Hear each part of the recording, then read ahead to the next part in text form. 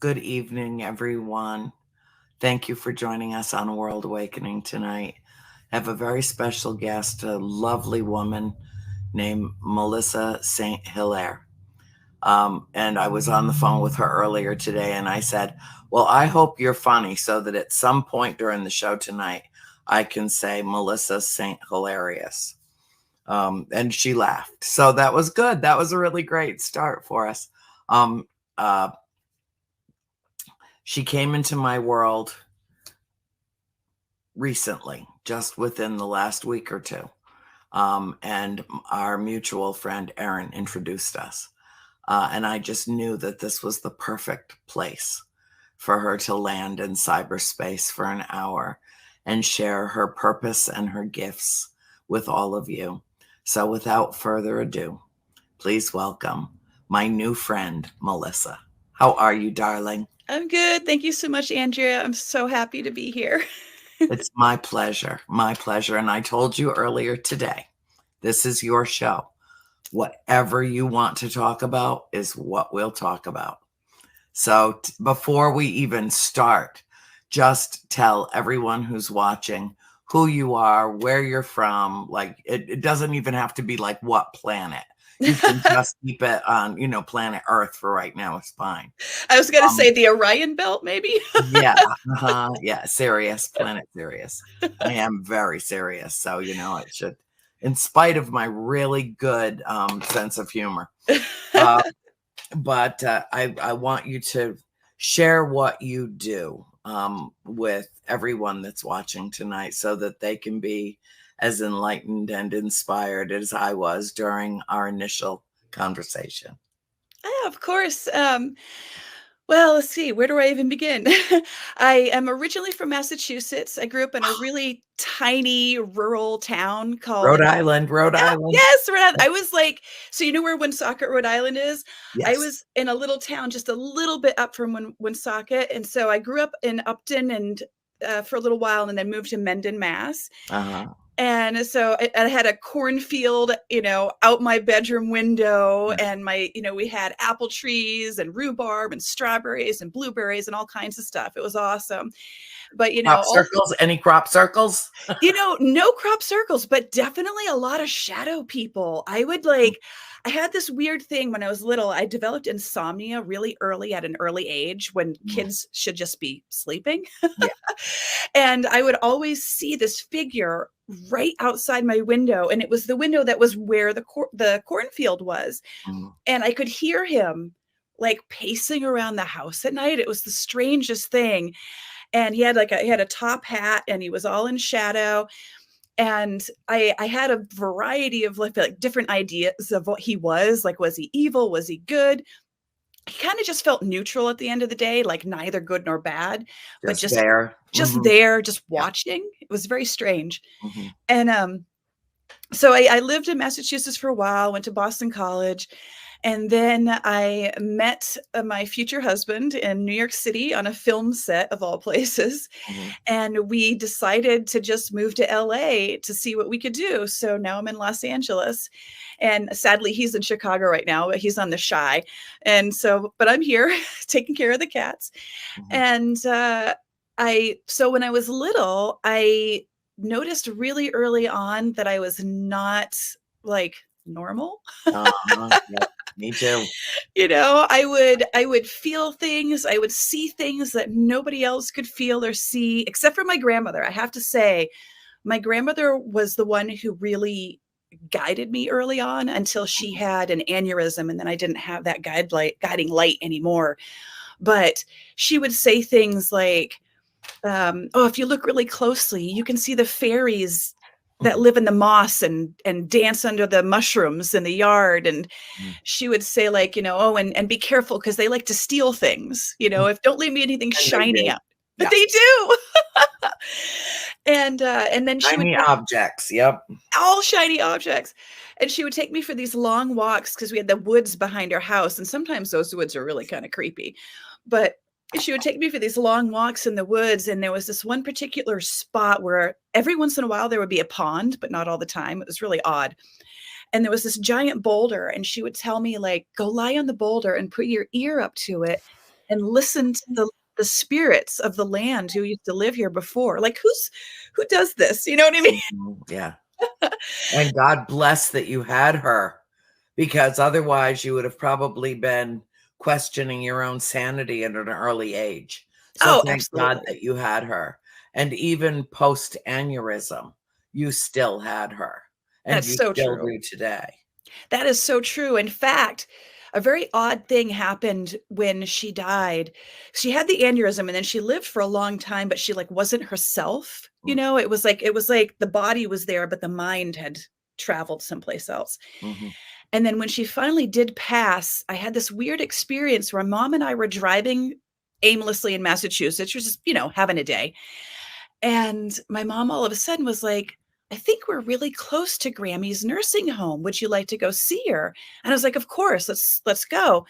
And we get to this crossroads and she's like, I think it's to the left. And I just heard as clear as day in my head, turn right, Melissa. And so I told my mom. My mom was like, "Well, I don't know. All right, let's go. Let's see what happens." We turned right, and boom, there it was, right around the bend. And we got there, and her brother was there. And her brother was like, "Oh, they called you. I'm so glad you're here." And my mom's like, "Nobody called us. We just showed up." And he was like, "No, no, somebody called you." And we looked at each other like, this was before cell phones. Like nobody called yeah. us. Yeah.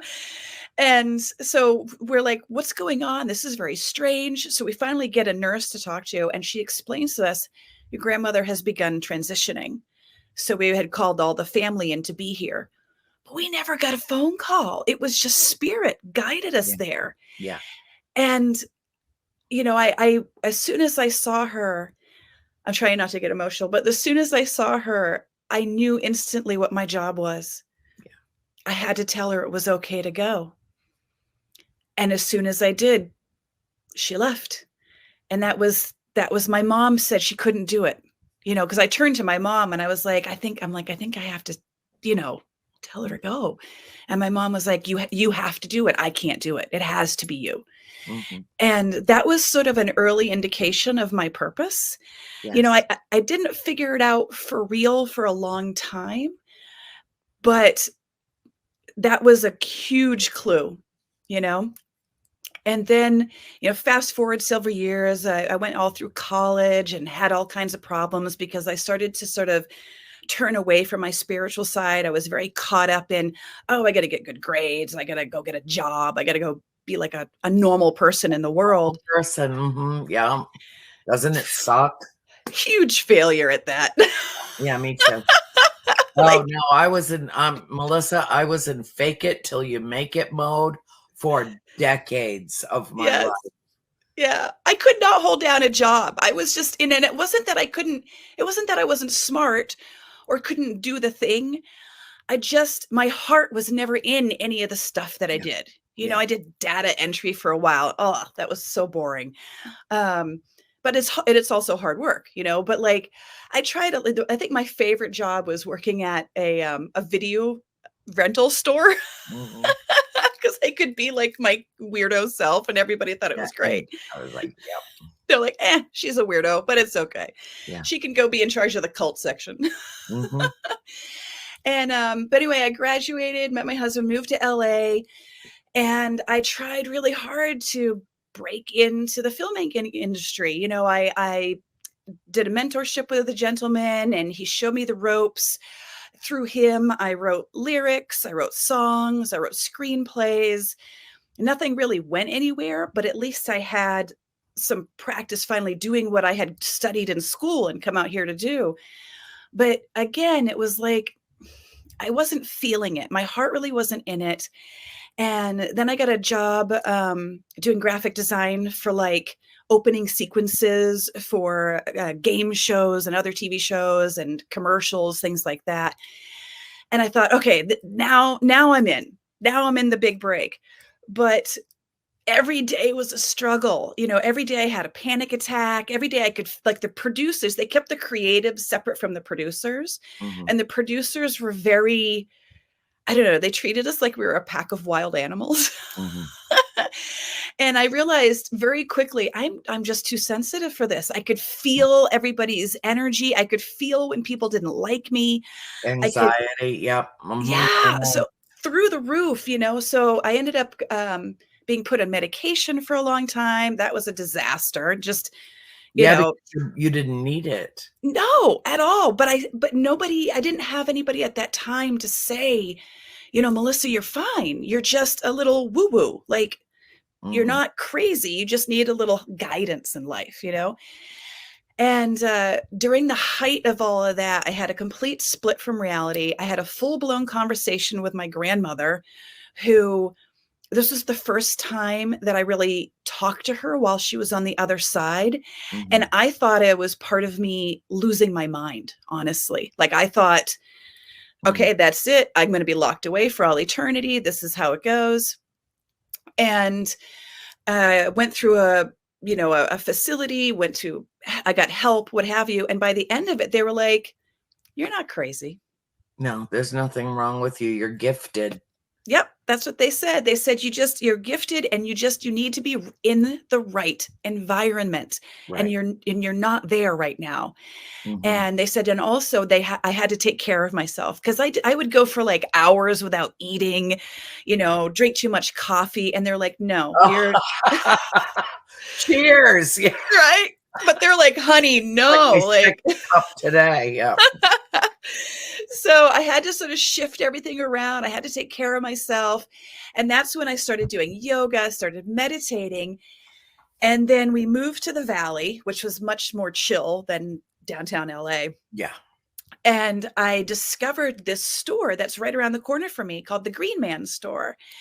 And I went in there and I was like, it was one of those moments where you just like, I was like, wow, I can breathe in here and I feel accepted and I feel normal for the first time in my life. And I started taking a bunch of classes. I went to rituals. Griffin,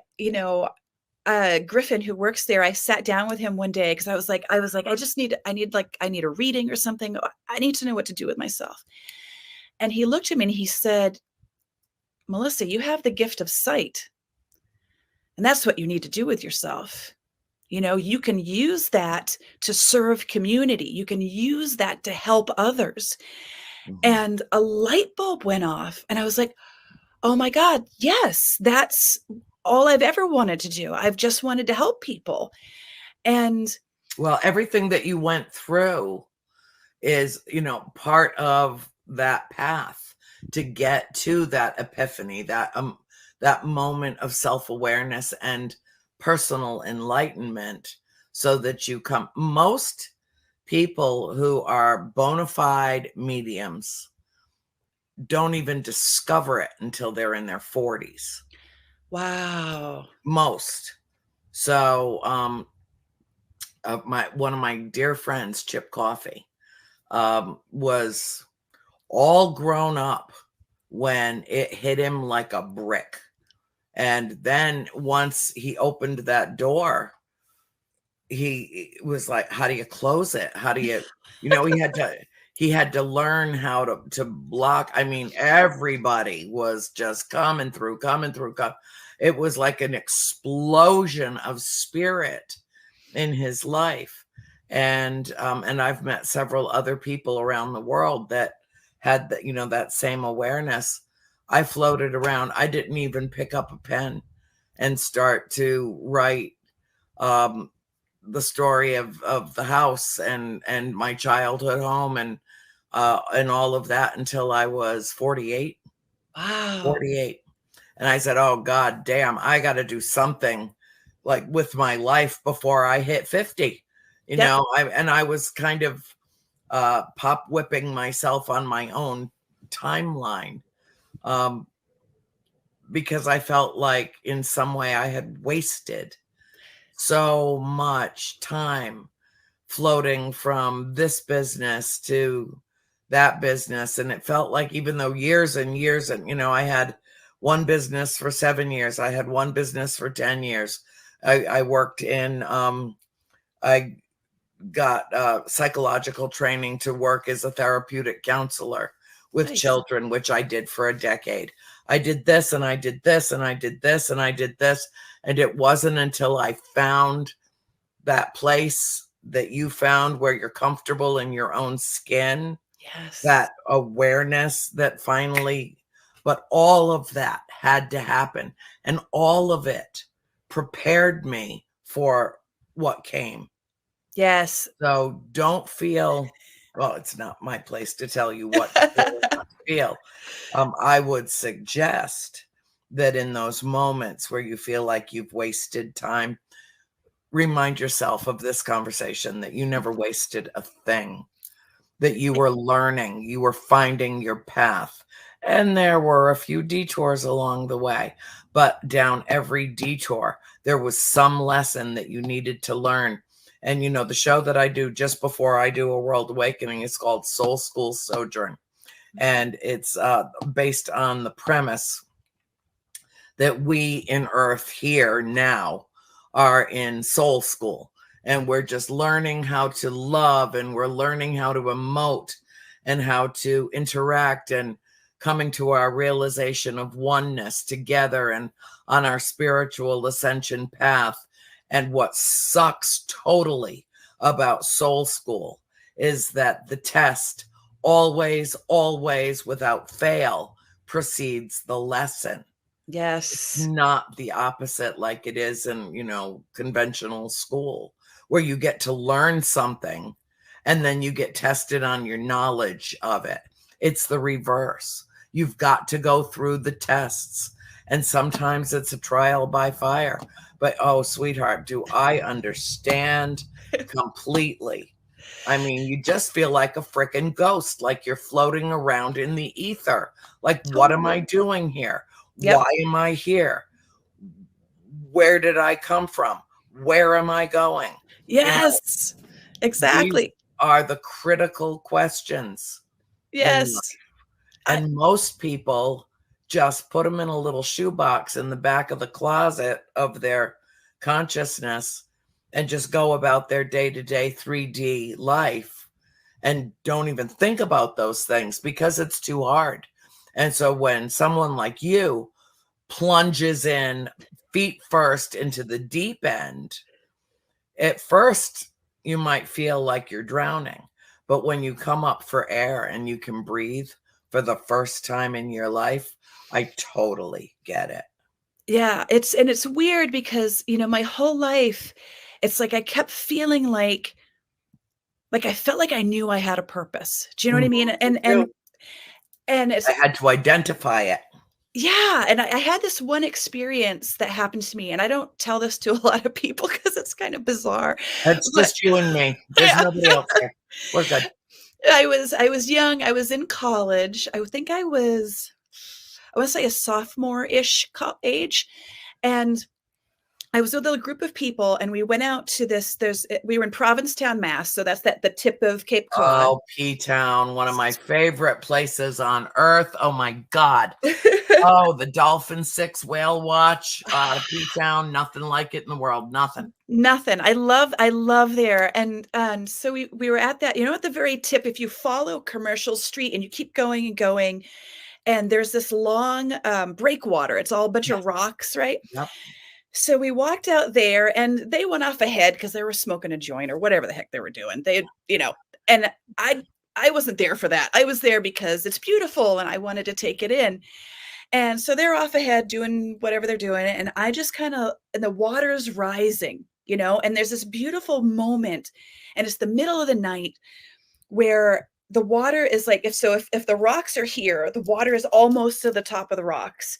Mm-hmm. And so there's water on both sides of me. And then the Milky Way overhead, because there's no light pollution out there. You can see None. this night sky. Yeah. And I had always been obsessed with staring at the night sky because I've always seen UFOs. That's just a whole other side note. But Yeah. so I'm standing and I'm Why like, I get up and live and breathe every day. right. That's my side note. Total connection. So I'm lying there like, okay, you know, show me, you know, and I'm like, I want to see a UFO. That's what I'm looking for. Mm-hmm. And all of a sudden I see this little pinprick of light Mm-hmm. right in the center of my vision. and it's green of all colors. It's like a neon I green. know them. Do you Yeah. know? Okay. Oh, yeah. Many times. Yes. And this light comes down, and it's like it's getting close. It's like getting bigger, and it's like growing closer to me. Mhm. And then the next thing I notice, it's like a hallway, but it's like I don't even know how to, it's like a green gridded hallway, and I'm in it, and I know that even though I'm still on the rock, I'm also not on the rock anymore, if Yes. that makes Mhm. sense. Yes. Completely. And I can feel air underneath my back. So I'm floating at this point. Now, and I'm like, at the same time, I'm like thinking about my friends that had gone ahead. I'm like, I'm like, in my head, I'm like trying to call to them. I don't know why I didn't say it out loud. I just did it in my head. I was like, can you see me? I'm floating, but they're off ahead. And they're nowhere to be found. I can't hear them. I'm completely disconnected from them. And as I'm floating, all of a sudden, this giant eye appears in the middle of this green dot. And it's like coming down towards me. And I get this sensation of, if I go into the eye, I can go home. And I'm like, and I have to say, I was really depressed at this time in my life because I felt so incredibly lost. You know, Boston College was a great school. I did really well there, but it's also very conservative. And I was a little purple haired freak. Like, I didn't like really fit in with, Yeah. the yuppies. I mean, I had some great people, don't get me wrong, but I felt very odd. So I'm lying there, and all of a sudden I'm transported to this other place. I'm standing in this sort of round room, and it almost looks like a pool, but it's also kind of holographic-y. It's weird. Mhm. And I'm in the middle of this weird pool, and there's like a table ahead of me and four figures, and they're silhouetted. I can't see their faces. I just get the sense of, I know that there's four, and I can see that, and I feel like there's two male and two female, but it's, who knows? Yeah. And they start talking to me, and they say, you know, we feel you, and we understand how hurt and broken you are right now, and what you're going through, and how hard this is. So if you want to, you can come home right now with us. But know that if you come home with us right now, you can never go back to this body, this life, this person that you are. And also know that you will have not fulfilled your life purpose. So you're gonna have to do it all over again. Exactly. And they said, but it's up to you. You have the power to choose. You can stay Mm. here and keep going, or you can come home. Totally up to you. And I had this weird feeling of like, if the eye touched me, it was going to scoop me up and bring me with them. Mhm. But I had the power to break free at the last minute. So the next thing I know, I take a deep breath. I'm back in my body. I'm just hovering above the rocks. I look at the eye. I breathe in. I sit bolt upright, and everything vanishes. And I plunk down on the rocks. And I'm like, oh, I guess I decided to stay. Yeah. And I still had a lot of trials and tribulations in my life, but at that moment, it was something shifted entirely within me. Mhm. I Yeah. went back to campus. I went to the priests on campus, and I was like, this is what happened to me. Can you help me? Can you tell me what's going on? And they were like, you got to stop taking drugs. I was like, I was stone cold sober. Maybe I had a Dr. Pepper. You know what I mean? Like, Yeah. it wasn't drugs. I went to a Buddhist. I went to a shrink. I went to everybody that you can imagine to talk about what happened to me. And basically they all kind of wrote me off. They all kind of just, were like, whatever, just your wild imagination, or you're partying too hard or whatever. But it stuck with me. And I carried that feeling for my whole life until I started to dive into the mediumship.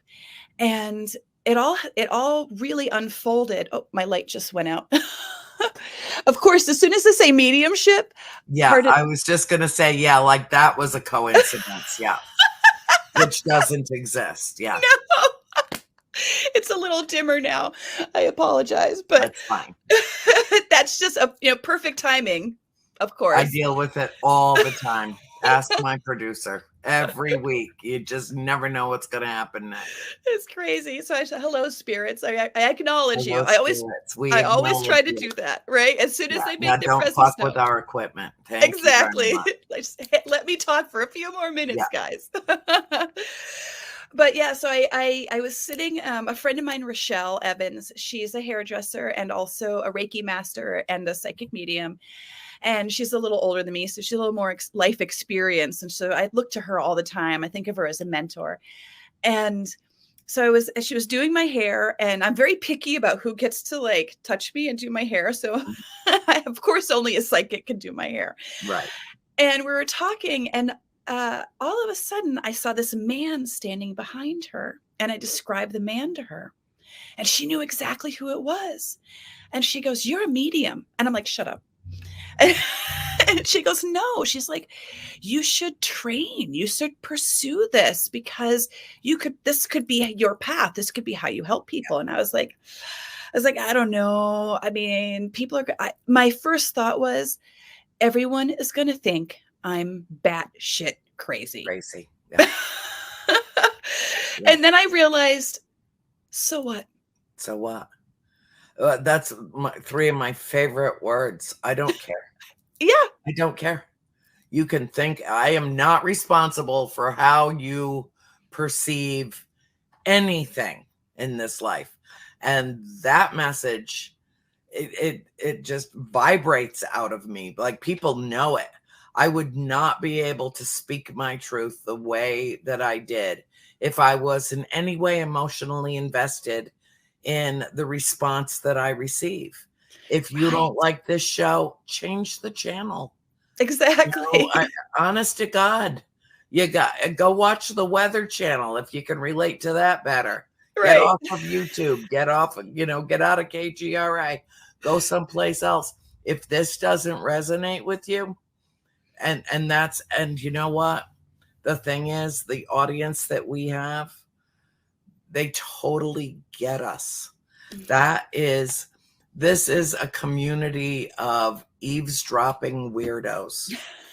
I love that. And if my friend John Tenney told me, I had it on my show, and we talked about the etymology of the word weirdo.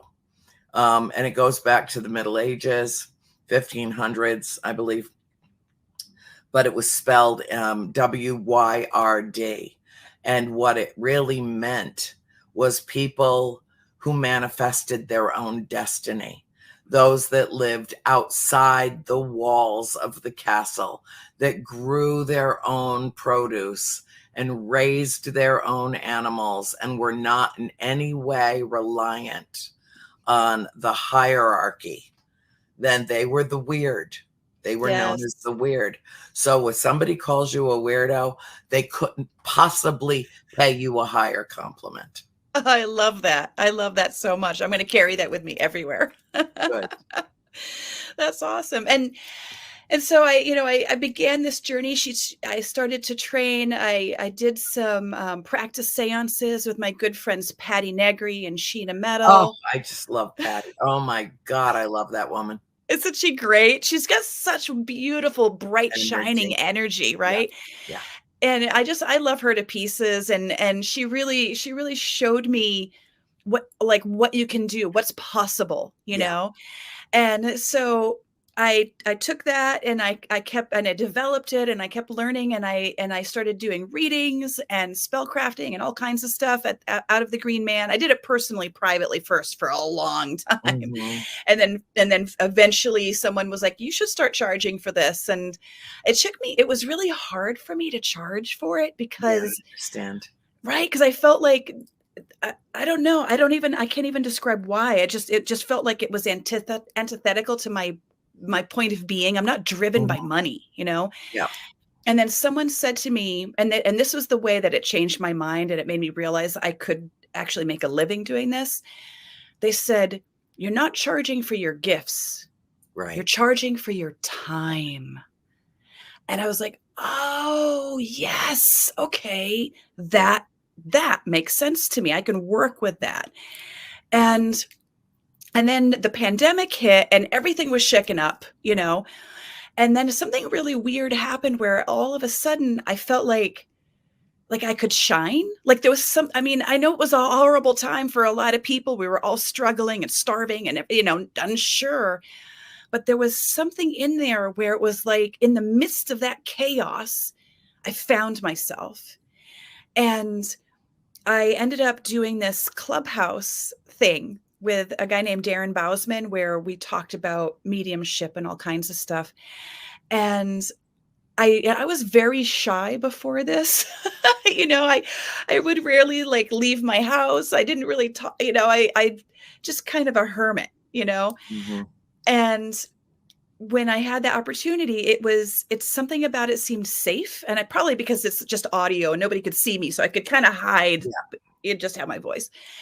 But I met some amazing people on that, like Susan Slaughter, and Another then friend of mine. I adore her. I do too. Another bright shining light, right? She's just so special. And she was doing this thing called the Dark Zone, and she's like, "Oh, we're gonna do this and paranormal investigation at Yeah, the I'm on the Dark Zone too. oh, okay." She was like, "We're gonna do a paranormal investigation at the LAPD museum," and I was like, and this is my ever since I was a little kid, all I have wanted to do is ghost hunts. I would watch those two guys. I'm blanking on their names right now because I'm a little nervous, but the two guys out of Rhode Island, the original ghost Right. hunters. The original ghost hunters, also friends of mine. There's Just not too many people I don't know in the paranormal field.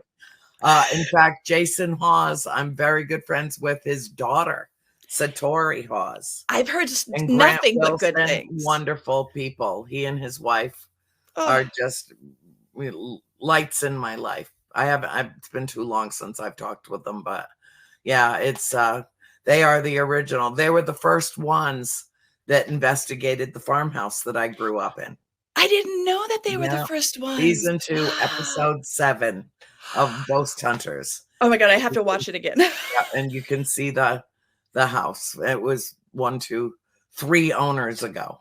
Wow. It's been a long time since I watched their show, but I loved it so much. And I was like, I want to do that, you know? And so when Susan gave me that opportunity, you know, I was so excited. And at first I just thought I would just be like a random person in the background. You know what I mean? Like I would just be carrying one of the equipments. I didn't, and then I show up and all of a sudden all the cameras are on me and all the lights are on me. And she's like, "This is your show. Go ahead." And I was like, you know, I had this like moment of terror, and then some voice just came into my head and said, "Breathe. It's not about you. It's not about ego. It's about spirit, and you are a messenger. So let go of any self-consciousness that you have. And just be the conduit. Exactly. Just be the conduit. Yeah. And we had a great experience. I picked up a lot of stuff, and there were like things that were really surprisingly accurate, you know, and it gave me a boost of confidence of like, oh my gosh, I can actually do this. This is awesome. And, you know, I have a list of places that I am dying to go to and investigate. And the farmhouse is one of them. And, you know, the Winchester Mystery House is another. But I love that feeling of walking through a home and just vibing it out and meeting the spirits there, good or bad, you know? And so I had that experience and then, you know, continued to work. And then all of a sudden, out of the blue, now mind you, my entire life, ever since I was little, I have loved reading and I have always wanted to publish a book. And I've written several, but I just none of them felt like the one, if that makes sense. Yeah. And I had this bizarre thing happened where completely out of the blue, I did nothing to solicit this aside from just exist. A person contacted the store that I work at and wanted to talk to me and interview me about doing a book on mediumship, on talking to spirits. And I was like, yes, yes, I will. Let's do it. So I sat down with them, had a great interview, banged the book out in a couple of months. I mean, I wrote that sucker so fast. It was like a lifetime of stuff just pouring out of me. Poured out. Yep. So much stuff came out that they cut about half of it just for space, you know? Mm-hmm. And it was going to be published by Callisto Publishing. And then there was a shakeup in the publishing world and the tech world, and everything went down. And so my book was shelved. I fell into a deep depression. And I heard a friend of mine who passed away many years ago, and I loved her. Her name was Amy Wallace. And she wrote a book called The Source's Apprentice about Carlos Castaneda and her time with him. So she was also very woo-woo. And she talks to me a lot. Mm-hmm. And she showed up and she said, everything happens for a reason, Melissa. Everything. The time was not right for the book to come out. We've got to wait a little while. Mm-hmm. She said, it's going to come out next year in the spring. And she said, it's going to come out in association with Simon & Schuster. And I was like, what? Because that was her publisher. Mm-hmm. And I was like, it's sometimes you get the messages and you're like, yeah, mm-hmm. Really? So I wrote it down. It's in I have a record of having it written down and the timestamp on it. And I put it away and I'm like, I'm not going to think about this. I'll just, thank you, Amy. And I'll, just keep living. And I ended up doing a web series for Ken and George and, just other things to keep myself busy. And all because I was approaching 50.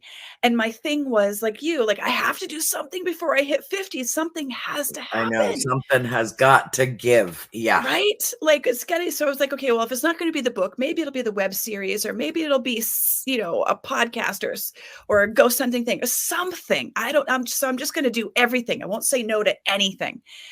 And I've done a whole bunch of stuff. And then in the midst of me saying yes to a bazillion things, mm-hmm. I get the email, and it's crazy. So Source Books, who is an imprint of Penguin Random House, mm-hmm. they're marketing the book. They bought it, but Simon & Schuster is distributing it. So I was like, oh my gosh, that's the Simon & Schuster connection. That's my friend Amy. She moved mountains from the other side. What did she do? And so now the book is coming out, and it's called 30 Real Signs from the Afterlife. And it's all about, I basically because I teach classes, I train people in mediumship, and I do mentorships and things. And so I kind of took all of my information, everything I've learned so far, and I'm sure I still have much, much more to learn, because that's the nature of life. But I took everything I know and I boiled it down to its in the simplest way, mm-hmm. Because there's a lot of books out there that are on the subject. It's almost too many books on the subject. Mm-hmm. So I wanted to have a slightly different approach and make it easy to read, easy to digest. It's a quick read. And I really poured my heart and soul into it. And so the first half is, how to set sacred space so you're protected, you're safe, mm-hmm. How to listen, how to receive, how to connect, how to ask questions, things like that. And then the last part of the book is, another part of the book is all signs. So I took every sign that I've ever experienced and threw in ones that other people I know have experienced. Did tons of research. You can see I have so many books now. I can't even fit them. My God, this house looked like a library exploded in it. I was looking behind you, admiring your bookcase. Looks like my bookcase. Got all kinds of stones and rocks and crystals and stuff, stuff in front of all my favorite books. And it always looks like I just pulled 45 of them out to just hold them, revisit them, and then threw them back in. Yeah. Okay. My life is chaos. I'm just saying. Exactly. That's what I say. I'm like, I am chaos, but I find power in chaos. I find power in chaos. Yes. But yeah, so now sadly I don't have like a hardcover or a copy of the book yet. I'm still waiting on Simon and Schuster to send that to me. Mm-hmm. But so there's all the different signs, you know, and I talk about like what it means, like what it could potentially mean if you see, you know, you think of a loved one and you see a hummingbird or what have you. And I also make sure to say, but it could also mean something entirely different. That's the beauty of signs and learning your spirit language, Mm-hmm. because, you know, you can start, I give a launch pad. So this is what it could mean. But then there's at the back of it, I have tracking pages so that you can write your own, because you might have an experience with a spirit and have a sign, and it might mean something entirely different than what I've written, because each individual has their own unique spirit connection and language. And my job is just to help facilitate that and help you open up to it. Mm-hmm. So Marvelous. Don't you feel remarkably fulfilled now? it's unbelievable. I feel like I have finally, you know, my whole life people have said to me, step into your power.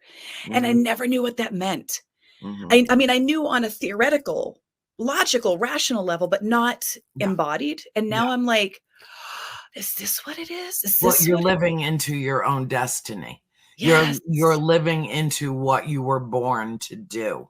Yes. And wouldn't it be delightful if all of us just were born knowing, you know, and we didn't have to go through all these steps and all this gobbledygook that we call life, Yeah. that's just riddled with so many different experiences that just processing it takes decades, you know, but we have to grow into our awareness of self and you know, come to reconcile with who we are, why we're here, where we come from, and where we're going. Yes, exactly. And I feel like, you know, I feel like for me, I feel like my purpose now is to activate others, if that makes Mm, sense. I feel like um I feel like we are in its and I love that your show is a world awakening, because that's how I feel. I feel like we mhm. are in this midst of a spiritual awakening. And then of course We we have are. the age of Aquarius is Yeah, here. It's going to, it's here. and that's part of it. And I feel like people are being sort of pinged, like it's time to wake up and now it's time to Mhm, wake you up and mhm. things like that. And so I've been taking on, for the first time in my life, I'm taking on mentees. And every single one of them, as soon as I start talking to them, like I'll say to them, like, what do you want out of this? What is your goal? What do you hope that I can do for you? And if they say, my hope is to serve others, and I have these abilities and I don't know how to control them, and I want to use them to help others, I'm like, you're in the right spot, because Yeah, I have been through the ringer and I can yeah. help you get there, you know? Well, and yeah, and that's the only right answer. That's the only right answer. Because Yes. otherwise, you're just, all right, there's this odd thing where people are at once fascinated by and fearful of witchcraft. Yes. Yes. Witchcraft is harnessing and manipulating the energy, that not only the energy that we are, but the energy around us, and using it like uh, to paint a palette or to, you know, sculpt a piece of clay. It's just taking and harnessing that energy and directing it. That's all that it is. Yes. And there are countless millions and millions and millions of people who would technically be, should they care to wear the label, a witch. Um, but actually, that is an earth goddess. That is, you know, or a god or a goddess. It's channeling that divine energy. It's um, actually the simplest, most beautiful thing that we can do. And the way to connect with it is to go to nature. to go out into Yes. nature and to see divine mind in action. Just Yes. with a cascading wind through the leaves of a wild oak, Mhm. or just to feel the grass beneath your feet and know that there is life actually below the surface, and stop for a moment and you can actually feel the worms. You can actually feel what's going on underground. Or, like you said, place your head on a rock. When I take you to the farm, and we will go, and we got to get, Susan's been there. She already knows. She totally gets this. But you can actually lay on the stones that create the 6-acre backyard. And you can feel the river that's running underground, about 700-800 feet underground, is the Lost River of New Hampshire that was Wow. buried during the last ice age. And it goes directly under the farm. Wow, I'm getting And chills. feel it. So we'll do that. We will Uh, do that. But, you are living into your destiny. You are doing precisely, and you got there earlier than most. So be grateful for that. Be grateful that that trial by fire and the walking on the hot coals was not for nothing.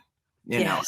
It all happened precisely the way that it should, precisely when it should, and how it should, or it would have happened a different way. Exactly. Yes, thank you for that. That's so true. It is. It's oh my God, we just blew through an hour like it was nothing. We have about 5 minutes left. Are you Um, kidding? Wow. I know it's shocking. But that's okay, because we'll do this over and over again. And landing with Dead Air Full Spectrum with Ken and George is a really good place for you to be. Yes, I know I'm on the network too. And they're just great people, they and are. couldn't be more different than they are. Couldn't possibly be. They are like polar opposites. But that's a good. And earlier, I usually have a pen and a notepad with me, but I remembered. I made sure to remember when you were saying I hit that wall and I suddenly said yes to everything. And yep, see, Bill's like, you got 5 minutes left. He's Uh, so mean. It's on an atomic clock. I can't question it because right. I gave it to him. This is time, time. It's an illusion. I keep trying it. It is. I always lose track of time because I it's not know, real. because it's not real. Although there are some scientists who are pretty sure it's its own dimension. Yeah. So, who knows? We don't know. Um, but you said yes to the universe. You said yes at every turn, at Yes. every corner. Your grandmother is absolutely with you. Mm. Absolutely with you. Is so proud of you. And the message that I got while you were talking was that she would have done what you're doing now if she had had the courage. Oh, I'm gonna cry.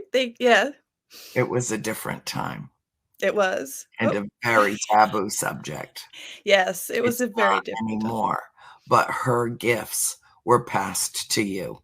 And it's not unusual for that kind of proclivity to skip a generation. It's not unusual. Doesn't mean that your mother doesn't have any of that intuitive spiritual connection. Of course she does, or she wouldn't have been able to produce you in this incarnation. Right. Also, before we go, I need to explain something to you. Yes. You are a contactee. And what happened to you on those rocks was not smoking a joint of the good stuff. And it was not, the tide coming in. You asked and received the communication that you needed, that was pivotal. That what happened to you happened to me when I was 13. And it was my personal paradigm shift. It changed everything. And so the next time that I have you on the show, we're going to focus on you being a contactee and how that changed your life and altered your, not only your perspective, but your trajectory. Yes. So that's what we will focus on. And if you possibly can, I would love for you to attend UFO Contact in Houghton Lake, Michigan next September. So I'll be in touch with you and put you in touch with Deb DeRoos. She and her husband RJ put this remarkable event together, and something's telling me that you need to be there this year. Oh, I'll be there then. Okay. All right, thank you. Excellent. Well, we are officially. Bill, how much time do we have left? Get the atomic clock out. Just tell me in his little. There he is. See, okay. And there's another weirdo who you had the opportunity to meet before the show went live. And look what he's got hanging behind him. Yeah. I love it. I'm not commenting because that was just a Home Depot gimmick. But I have seen the little ones, and I've seen a dark one that wasn't too friendly. I'm just saying. Yeah. Maybe not too friendly to you.